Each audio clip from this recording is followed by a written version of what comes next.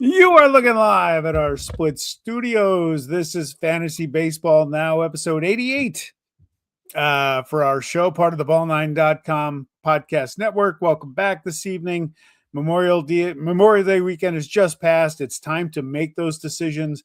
Do you enter the trading season in an effort to either overhaul or tweak your dynasty baseball team as we head into the month of June? We'll discuss that on this Tuesday evening, along with our weekly segments, who's hot, who's not. Go get them, cut them, and a quick look at week 11 with the lineups for favorable schedules for hitters and two-star pitchers that might be available in your leagues that are under the radar. What up, Mr. First Place? And yes, I'm trying to jinx you. Mr. First Place with the Jalen Brunson shirt on today as 27-year drought to the finals has ended. What's up, big man? Got a little Nick basketball and a first place baseball team to talk about, but we will, before we do that, follow us at ball9.com on all the socials. We're on all of them. Fantasy Base B Now on the app formerly known as Muscovite /Twitter. We will not be launching an IPO this week, sadly. SpaceX, we were going to, but the SpaceX IPO has taken away some of that thunder. So we're going to wait a little bit before we launch our IPO in hopes of raising $1.41. There you go. Which we will donate to us. And, sure. And the half penny, we'll just leave the half penny. 70 cents, we'll take it. We're going to leave the kitty for a penny. We're going to compound it over 1,000,000 years, and it'll be worth a penny. So we had, Mike has mentioned before, what's typically his Memorial Day, what'd you call it? Fire sale? Memorial Day fire sale. Everything must go. But you're in first place. Yeah. Yep. I am in first place. And yep, I'm in first place. And every time somebody creeps up a little bit, then the heel stomp goes on, like a little Knicks run. A couple threes, a steal, a turnover, a little of this. And then next thing you know, I'm up 13. Just like that. Just like that. So every time I see the lead go to 6 now, in my head, I'm going to Mike Breen and go bang. I'm going to yell that out. Just yell it out loud. So we had in our dynasty league, we had a crazy week. We wanted to kind of talk about the philosophies. It started with a Byron Buxton trade. Next thing you know, I've traded Tarek Skubal. More on that. Vlad Guerrero, Bryce Miller, a couple other throw-ins. Buxton, Chris Sale, Yordan Alvarez. Welcome to Team Pugsley. Picked up a bullpen. But Mike, I want to start with your logic. You're in first place. Is there a risk on screwing it up, or is there kind of let it ride and see what's going on? My logic is the diatribe of a madman. So I am just, as I said to the big man in Massachusetts, I am trying not to overthink my team, so I mess it up. Yeah, I'm overthinking the fact that I'm not overthinking. So I'm in an unfamiliar place for me. Usually I make ground late if I'm going to make a run. I usually don't get off to this kind of start because sometimes at the draft I was overserved. It happened by other people, usually myself, or I reach on too many players trying to catch lightning in a bottle, and I did not do that this year.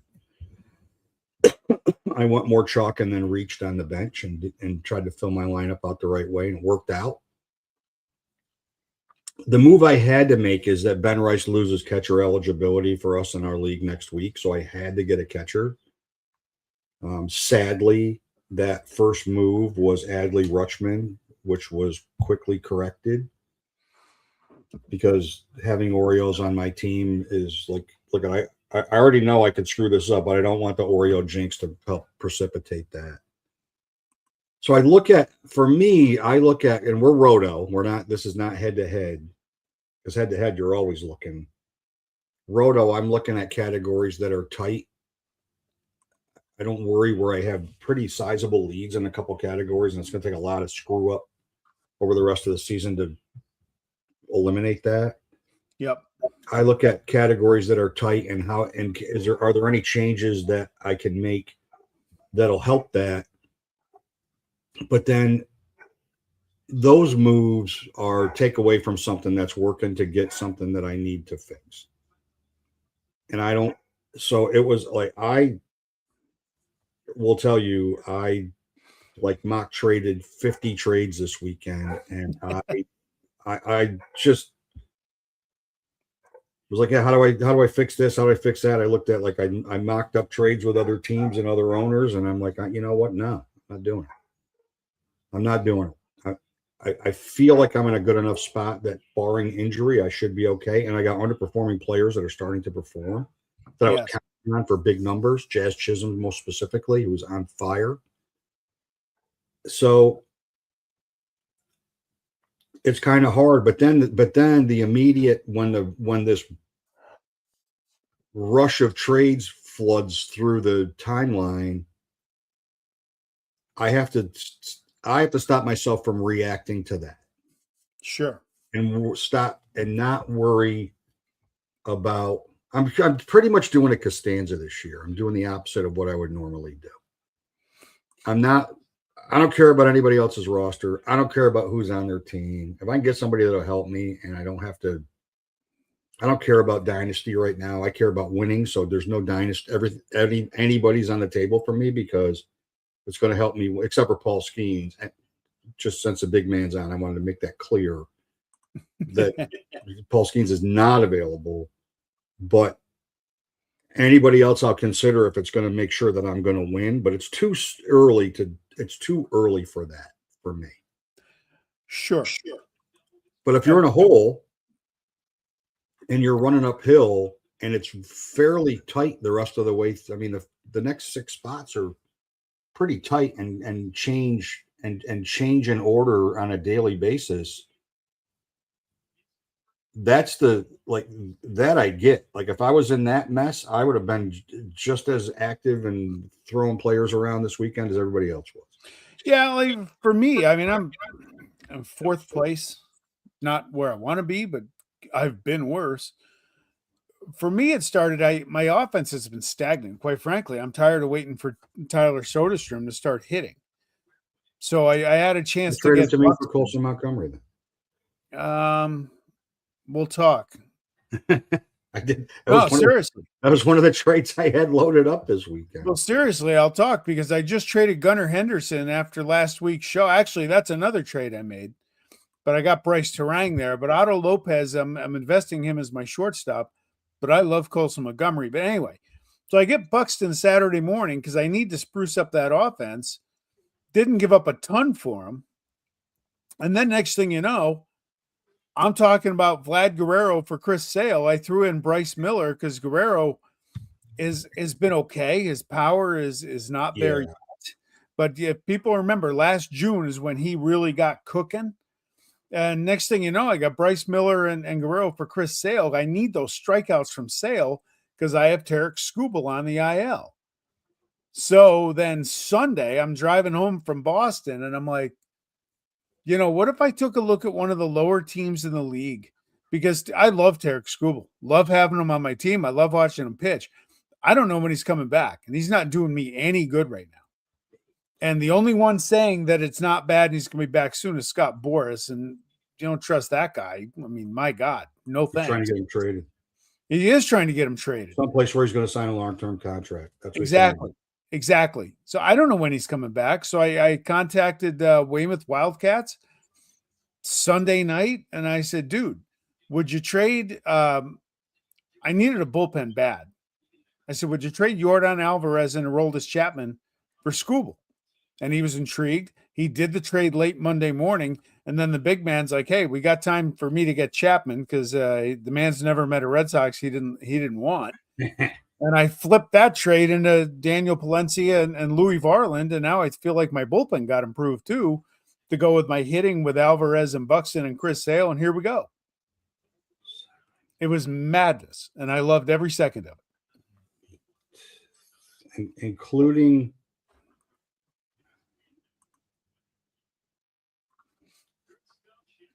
through 9/22 from Friday, or actually Saturday morning until 9:00 last night, there were 10 trades in our league.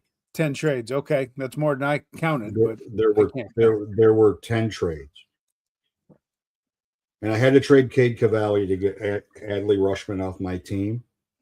but Merrill Kelly's pitching really well, and starting Sure. pitching is not my issue right now. That's the last thing I need to worry about, frankly.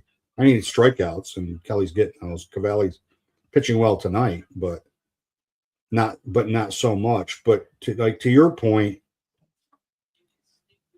Chapman traded twice. Skubal, Kenley, Jordan, Jacob deGrom was traded. And everybody's looking, and everybody is looking for, in every league everywhere, that if you don't have Smith or Miller, everybody is looking for a closer. Everybody. Ranger Suarez was traded. I was trying to get by on failed. Sir Anthony Dominguez and Kenley Jansen, and they were fine until they just stopped getting chances. And then Jansen blew up on Sunday. Dominguez, I, of course, benched him this week, and he gets a save last night, but that's okay. Just keep your job in case I need you. Yeah, they've been bringing Grant. Oddly enough, Grant Taylor's last two outings was the 6th inning 2 outings ago, and last night I think he was in the 5th. Or 5th or 6th. He was early. He was not near. He was not at the end of the game. And there is, I mean, they say if you have 2 closers, you have too many. It's like if you have 2 quarterbacks, you have too many. Sure. But when you have 2 closers, you do have the benefit of using one of them versus the top of a lineup in a close game in the middle innings. You do have that benefit. Instead of trying to go 8-9, you got to get to 8-9 with a lead before you can worry about, closing out a game 8-9. The old school Rivera, then Wetland, and a million other teams that had an elite setup guy for the 8th and a great closer for the 9th. I mean, that doesn't exist right now. Yeah. But so let's expand. Let's add 2 more teams because pitching blows. Let's add 2 more teams so that everybody's bullpen's awful. And Mason Miller can get a $300 million contract from the Padres. Sure.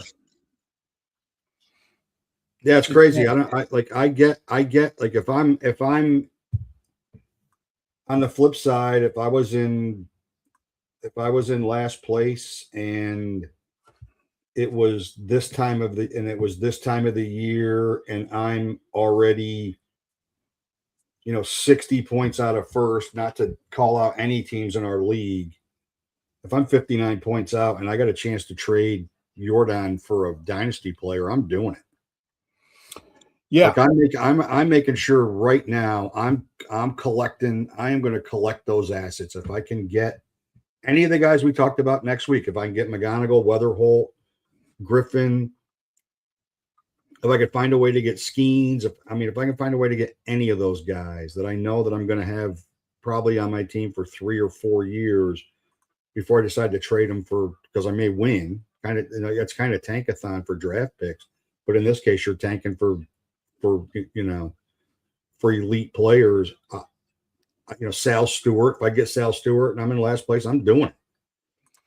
Yeah, my staff, I prefer to go 5 starters, 2 relievers, even without Skubal. I did not want to trade him, but even without him, I have Sale, Evaldi, Logan Henderson, Brian Wu, and Christ, of course, I'm forgetting somebody who's pretty good. I'll look that up in just a second. Thought I had it. And Parker Messick, who I love.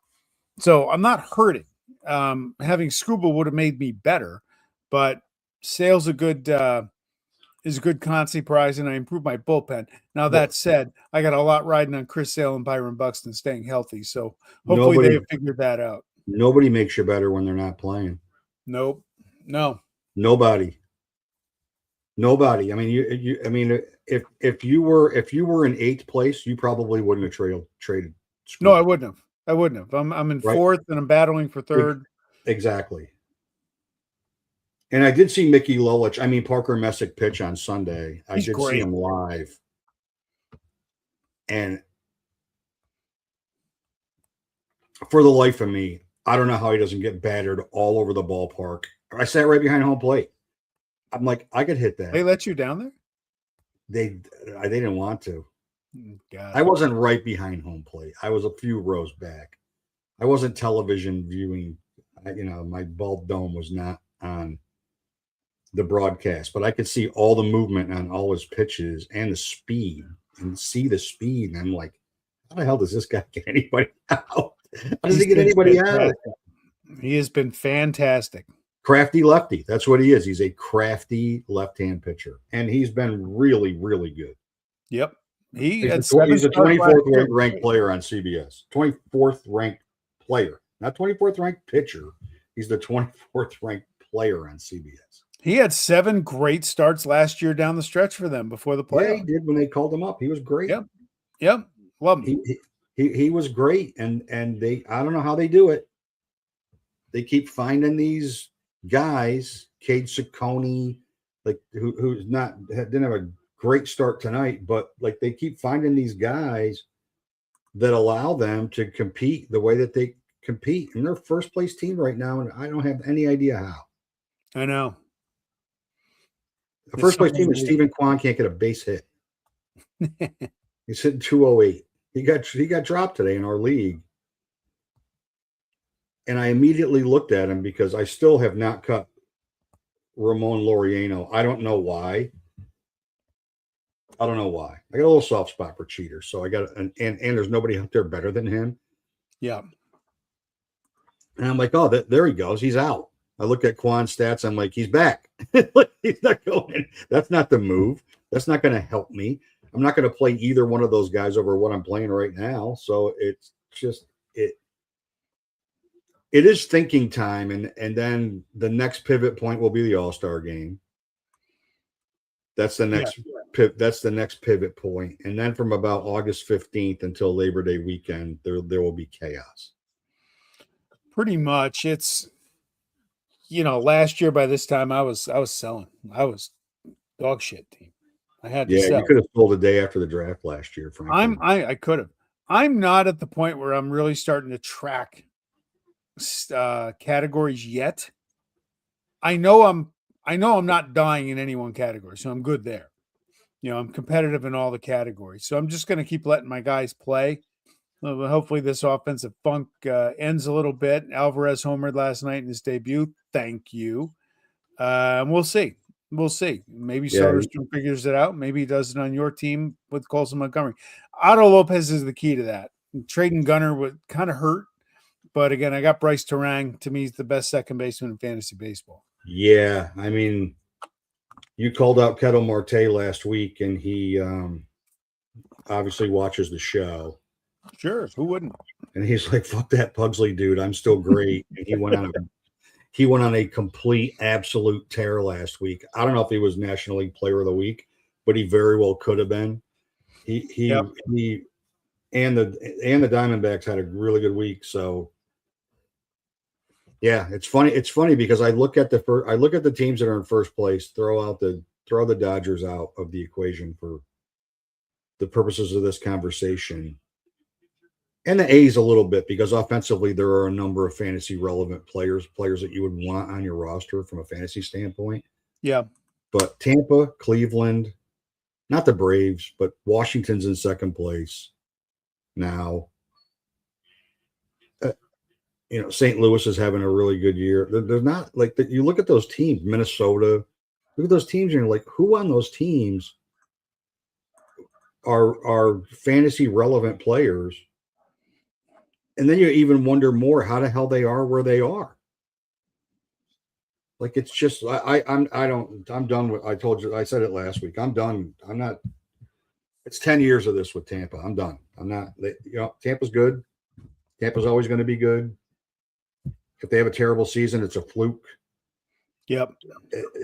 It's crazy. And then the other thing the other thing that you start to look at, especially if you're in a league, if you're in an AL or NL only league, you got to start paying attention to trade rumors, because if you're going to lose a guy or if so-and-so is going to get traded to a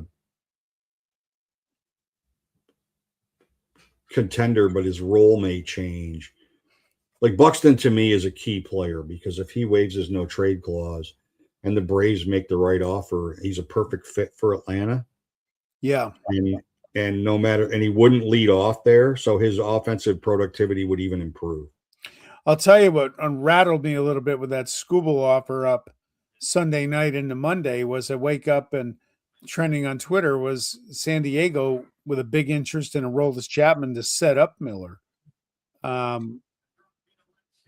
think the big man in Massachusetts, if he's still watching, I might not have told him that I saw that during our negotiation. The way the Padres bullpen is going, there is no reason for them to do anything with that bullpen.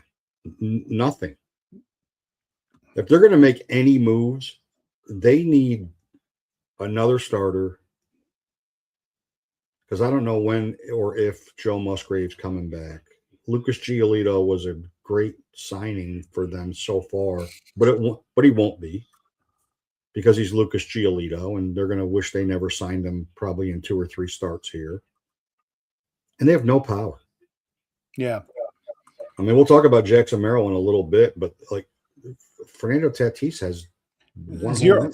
Zero. And Fernando Tatis, along with 0 home runs, has even worse financial advisors. That's what the hell? I saw that. Pay the man. Things I never heard of in my life that could actually happen that happened. And holy cow. I mean, you would think with his father having played in the big leagues, and I know he was a role type player, though he is the last player to hit 2 grand slams in an inning. He would be smarter about allowing stuff like that to happen, but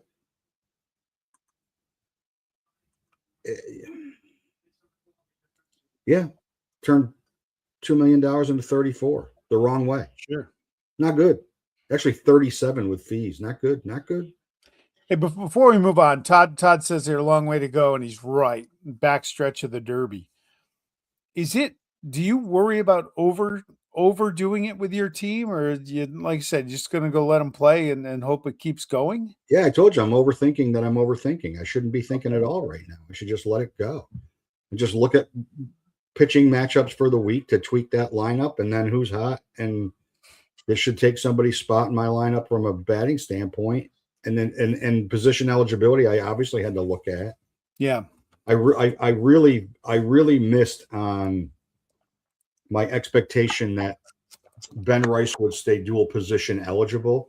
And the way Austin Wells is going and the way that Paul Goldschmidt's been going, I don't know for the life of me why Rice hasn't caught this year, but he has. No. Like I watch Colson Montgomery, who's up to 10 games at third base. At some point, he's going to get to 20, and then my revolving door at third base of Josh Young and Nolan Arenado and everybody else that's been playing that I've had there. I could have had Chisholm there until through this week, but like that position eligibility, you got to watch. And you got you do. I mean, you're in a spot, you got to bench either Montgomery or Pasquantino, right? I assume you're not taking Rice out of the lineup. No, you can't. You can't. You can't take Ben Rice out of the lineup. No. And the way Pasquantino's going right now, it's hard to take him out of the lineup. But he's another guy. He's not going to end the season where he is right now. That's not going to happen. He had a huge second half last year. So I'm not all that concerned about him. But like day by day, what's the matchup? And Kansas City sucks. I don't know. I said 5-0 Yankees right now, and there's going to be more soon. I love Matt Quatraro. He went to my high school, but I don't know how he still has a job. Neither. First of all, when you pitch a guy whose last name is Falter, you're asking for trouble. The headline has already been written.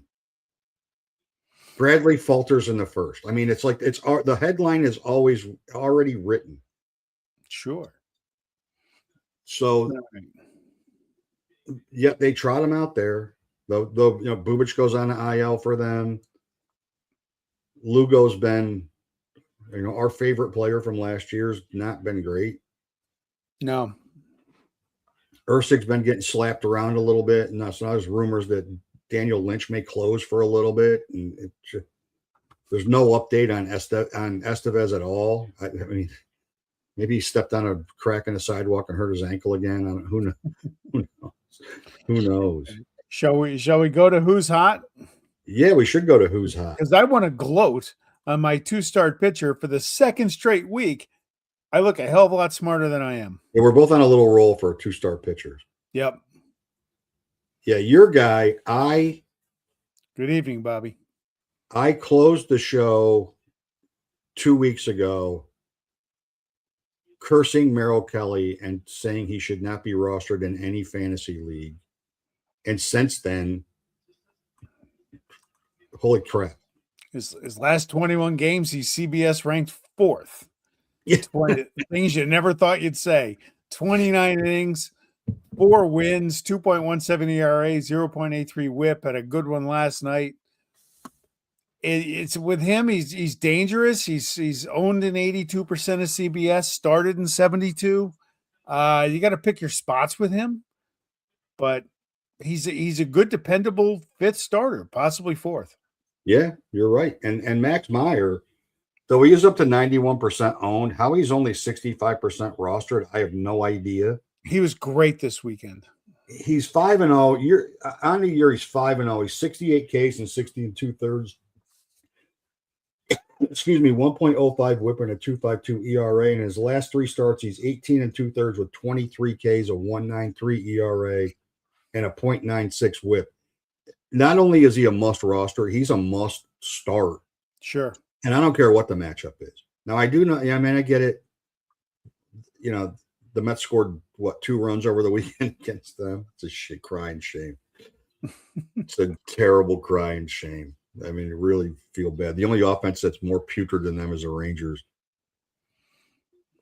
Still can't figure that out. I mean, and Myers is like crazy young. And this is the first time in a while that one of their like hot, young, everybody's talking about this guy in their system guy has come up and been what they said he was going to be.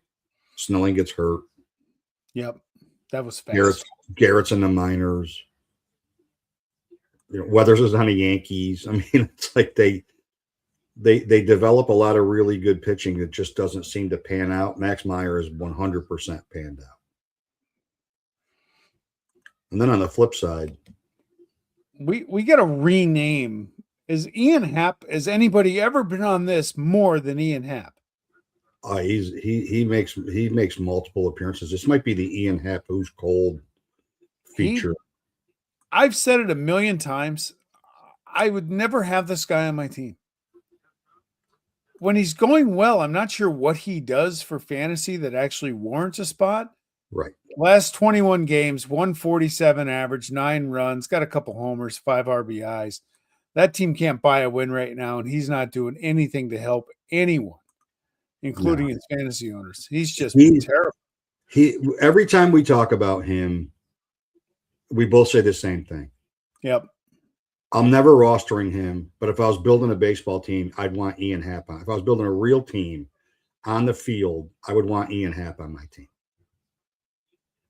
Like, he's an intangibles guy, but he's a horrible fantasy roster player. Yep. And that Jackson Merrill, who I love, in fact, who was on my list of 5 dynasty players last week, his last 38 at bats, he's hitting 0.79. That's not a lot. Not a lot. With an RBI, 2 runs, and 2 stolen bases, and he is rightfully 99% rostered, but he's 78% started, and like, you got to find a way to. He will hit because he does, but you can't have that in your lineup right now. It kills you, in every category. It doesn't matter if it's head to head or if it's roto. He kills you. Yeah. And who we going to get this week?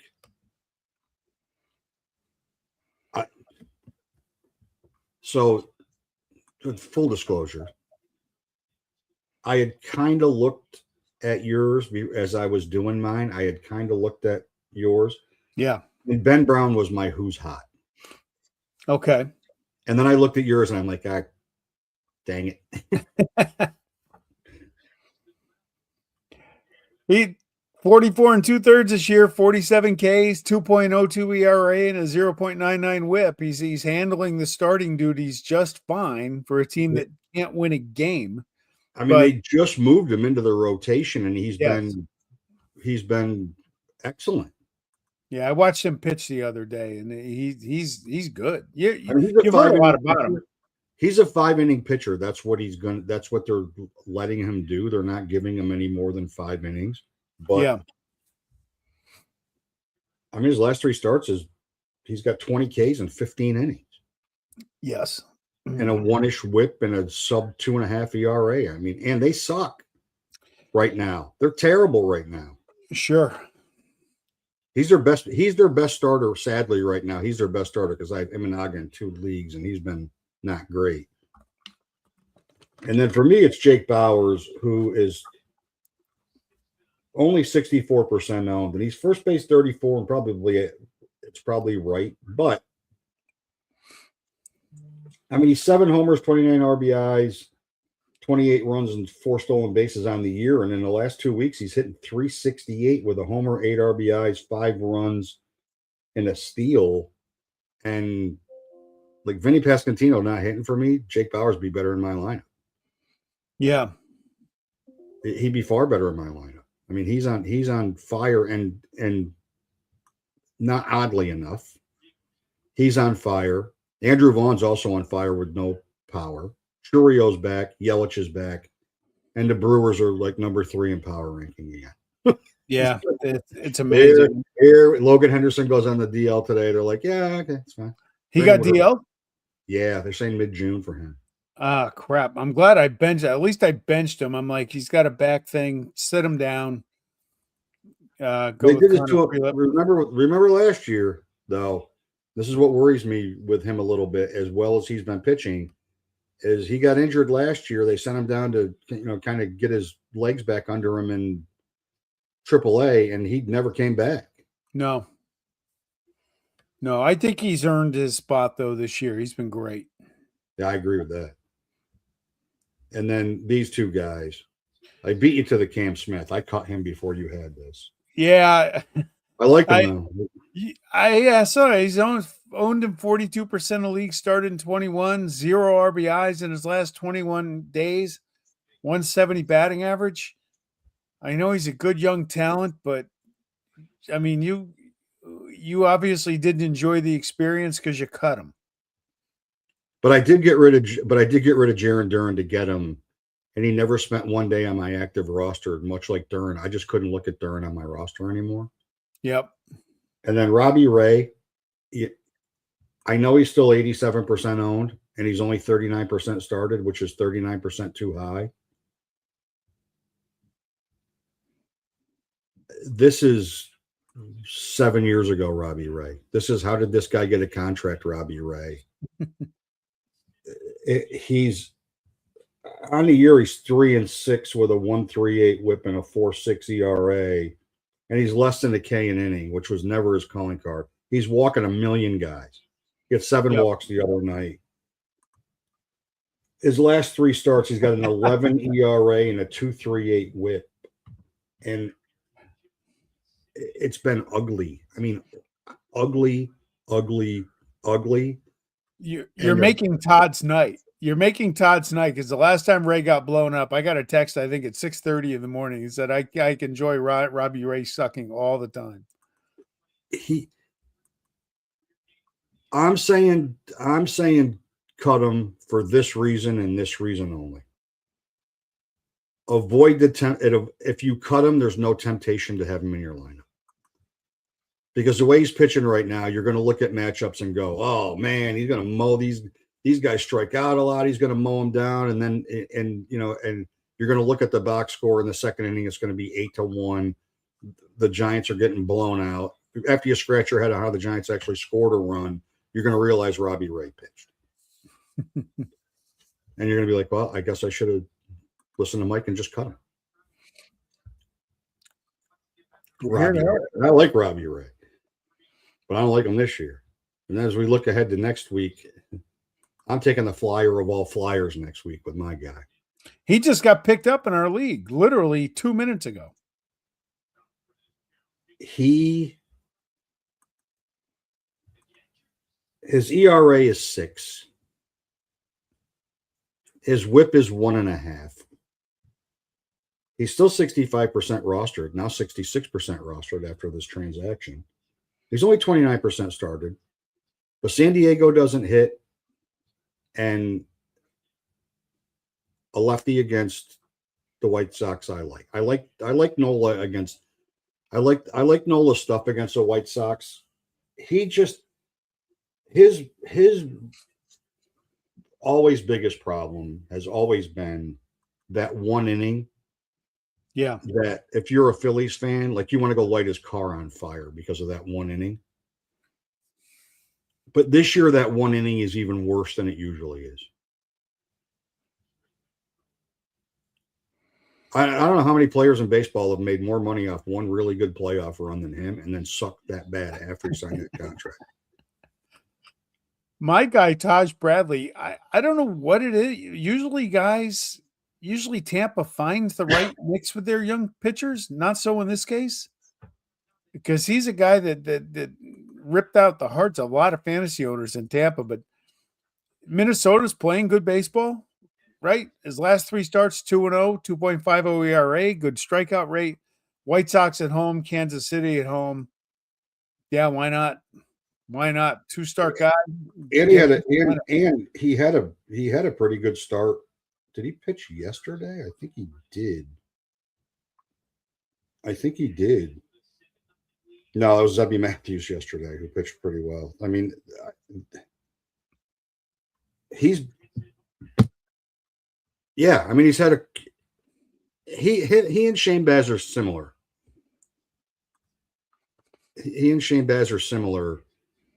But Bradley's been a little more consistent than Shane Baz. Yeah.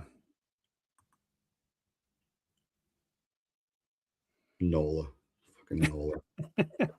I got him on 2 teams, man. Well, BU is the one that just picked him up, right?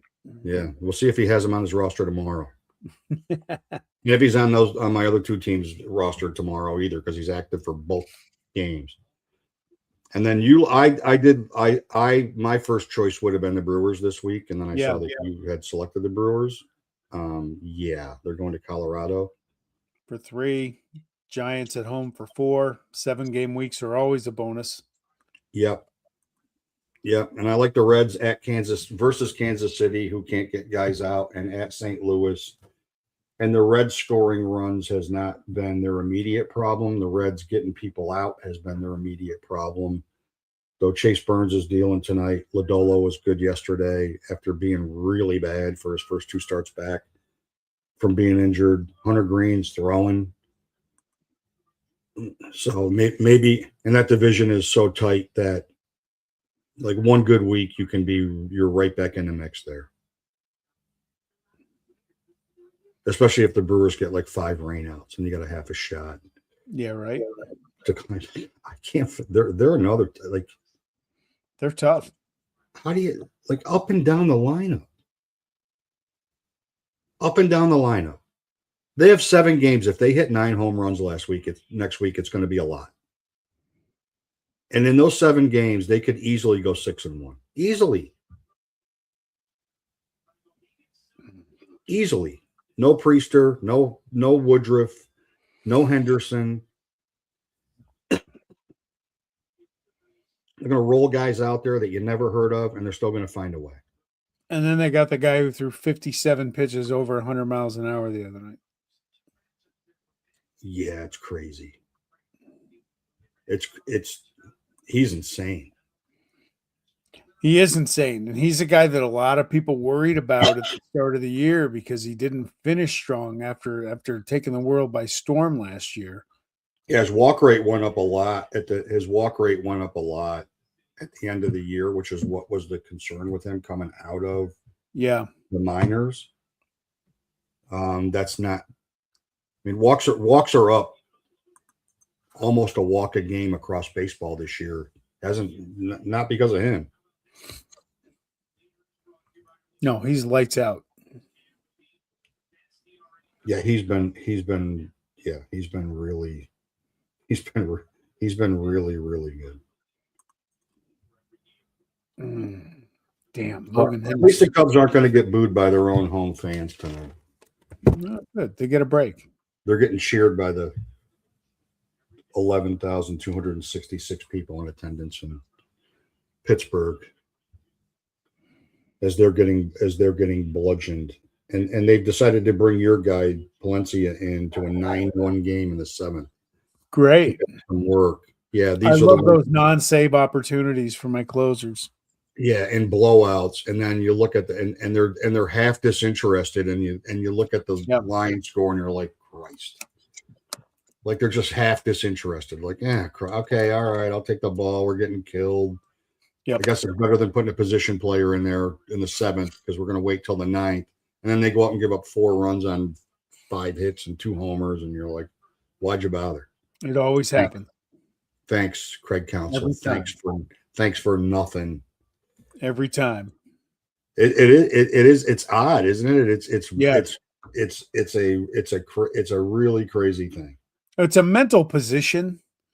I think being a reliever, you got a little extra juice, and when you go out there and the game's not on the line, it's just not the same for them because it happens to all of them. Yeah, I mean, there is adrenaline involved in their role. There's no question about it. And just somebody in Milwaukee just hit one to Waukesha. No.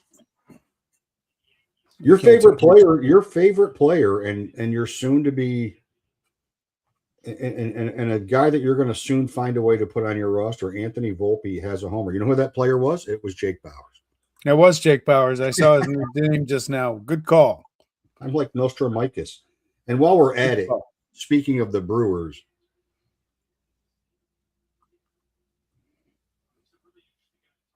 last week was last week your cut-em Caleb Durbin? Yes. And when they got Caleb Durbin, who was in that trade? The guy you were propping up last week who struck out 11 hitters while we were on the air. Kyle Harrison, who's 2 hits through 4 with 2 strikeouts tonight. And certainly the Red Sox couldn't use that, though they don't hit. No. They did have back-to-back homers in the first tonight. That wasn't on my bingo card, but they're down 5-3 because they're the Red Sox. What did the big man say when we were talking about? I don't know what topic we were talking about. And he said he was too busy watching the Red Sox pennant drive. I think that was his comment. I mean, Ranger Suarez made it through 5 tonight, got knocked around. They have 4 hits, and 2 of them were the first 2 batters, back-to-back for Duran and Rafaela. And the Braves are so disinterested that they just were like, they're just going to leave Steven Strider out there to figure it out. And he did. There you go. And he did. I mean, Matt Olson was 15th tonight. I mean, there's some big – I mean, nobody's got bigger numbers than Schwarber for home runs, but James Wood homered again tonight. I mean, there's guys that have homered. Bobby Witt Jr. homered again. 2 in 2 games, I think. So 2 in 2 games. So here's my 2 tangents of the week. Yesterday's Memorial Day. I feel like I've said this every year for the past 10 years. And there were teams idle on Memorial Day in Major League Baseball. That's insane. 135 games play 135, 105 start games everywhere. You got a full day on Monday, captive audience. If they got to travel and start those schedules on Tuesday, Wednesday, Thursday, they get done at 4, they're going to get to where they got to get. It's not like they travel all the time. How they screw this up every year. We say this all the time. Opening day, they should all open on the same day. July 4th, Memorial Day, Labor Day, every team should be playing, and baseball should have a captive audience. That's what they should do. They don't because they're the worst marketing organization of all the professional sports, and that would be NASCAR, F1, polo, Kidditch. I don't give a shit what it is. They're terrible at all of it. They are. Maybe we'll look ahead next week. Because they've had 4th of July games or 4th of July days, and not everyone's playing. Which It's unbelievable. yeah. Now this year's different. 4th of July is on a Saturday, but Yeah, so they're all going to play. yeah. So I don't know how you could screw that up, but they managed to. They may find a way though. I mean, forget weather. Weather they can't control that. And then my other rant, when people tweet stuff that is completely outlandish, and Bobby Witt Jr. is why I thought of this. When they tweet stuff that is completely outlandish, which happens a lot, when it's so outlandish, maybe you should look at the account. You should look at the creator of the content and read what they're about before you start going crazy. So, yeah. So a guy tweeted yesterday, I've been told that the Royals are making Bobby Witt Jr. available and are fielding offers on Bobby Witt Jr. Was it one of those parody accounts? Yeah, in his bio, it says it's satire. It says it right in his fucking bio. I spit facts, but they're satire. It's like, so if you would just read that, there wouldn't be, well, the Yankees should trade 43 different, 18 different trade offers from 30 teams, fans going crazy, Royals fans losing their mind. I'm like, yep. You could have saved yourself all this trouble and worry by just clicking on the creator. It would have saved me from what my standard response is, which is delete your account, asshole. The Royals are not trading Bobby Witt Jr. My question for those idiots is why bother? Why bother with that shit? You got nothing better to do? But I need people to like me. Maybe that's it. I don't know. I need people to like me, and I'm so lonely, and I need people to know my parents, the light bulbs went out in the basement, and it's dark here, and I lost in Fortnite, so I'm lonely, and I will never talk to a person that I might be attracted to because I'll throw up on myself, and I can't do it. I got news for you. It's better when people don't like you. You don't have to deal with it. You deal with a lot less bullshit. Yeah, yep. I got to say it today when I was driving my daughter to the train. My line of the day, I find a way to say it every day. Life would be so much better if there weren't other people that interacted with it. Problem solved. Problem solved. Problem solved. The thing you can't control is other people, and if you didn't have to deal with them, then you're much better off. Except if you're watching the show, I take that back. It doesn't apply to our followers. People. All right. Next Tuesday, 8:00. Next Tuesday, 8:00. NBA Finals. Same bat time. Hopefully there's no game on for you. I'll be using a friggin' hologram. And if it's OKC, your son's going to be out on the front porch trying to watch. He'll be living someplace else until the finals is over. I already sent him the GIF from Talladega Night. Well, today we may be friends. Tomorrow we'll be whoa. So I've already sent that to him. All right. Well, go Knickerbockers. Thanks, Bob. Enjoy your evening, everybody. Catch up to you later.